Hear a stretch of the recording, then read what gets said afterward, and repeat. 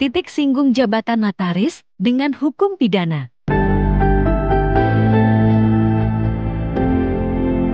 Halo semua, kita berjumpa lagi di channel Behind Smart Notaris. Kali ini, kita akan membahas tentang titik singgung antara jabatan notaris dengan hukum pidana. Di video sebelumnya, kita telah membahas kelalaian notaris ketika menjalankan jabatan. Ternyata, suatu kesalahan yang dilakukan notaris dengan mengandung unsur lalai masih dapat dilindungi oleh pasal 51 ayat 1 KUHP. Sekarang akan kita bahas bagaimana dengan unsur dengan sengaja atau dolus yang dilakukan notaris.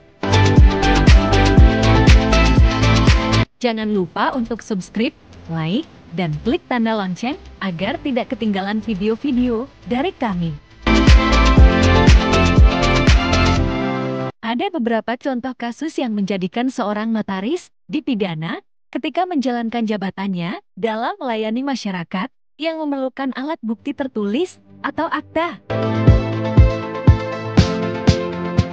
Kita review sebuah kasus yang sempat populer karena melibatkan seorang publik figur, yaitu artis Nirina Zubir. Pada kasus tersebut, sekaligus melibatkan 3 orang notaris. Mereka membuatkan akta peralihan tanah milik orang yang telah meninggal dunia. Kesalahan terbesar para notaris itu adalah membuat alat bukti akta otentik tanpa menjalankan prosedur peresmian dengan baik, yaitu pihak di dalam akta tidak menghadap kepada notaris, namun di dalam aktanya ditulis telah menghadap kepada notaris. Artinya, keterangan notaris bahwa pihak dalam akta telah menghadap, namun senyatanya tidak. Karena telah meninggal dunia, maka keterangan yang demikian merupakan tindak pidana yang dilakukan dengan sengaja. Ada kasus lain, yang mana tanah yang dijual ternyata tanah kas desa atau TKD. Seperti kita ketahui bersama, tanah TKD tidak boleh dijual kecuali dengan sistem tukar guling. Karena tanah TKD tersebut terlanjur dialihkan oleh pihak yang tidak berhak, maka hal itu masuk sebagai tindak pidana korupsi. Penjualnya kemudian dituntut dan divonis melakukan tindak pidana korupsi.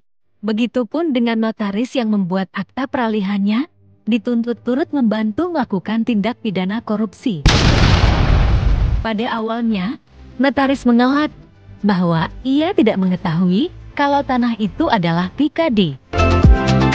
Namun dari fakta persidangan terungkap bahwa notaris terlibat aktif dalam proses persiapan peralihannya, sehingga dianggap telah mengetahui kalau tanah itu adalah TKD dan notaris tetap melaksanakan jual belinya. Sehingga notaris dituntut dan dijatuhi hukum pidana dengan pasal turut membantu terjadinya tindak pidana korupsi.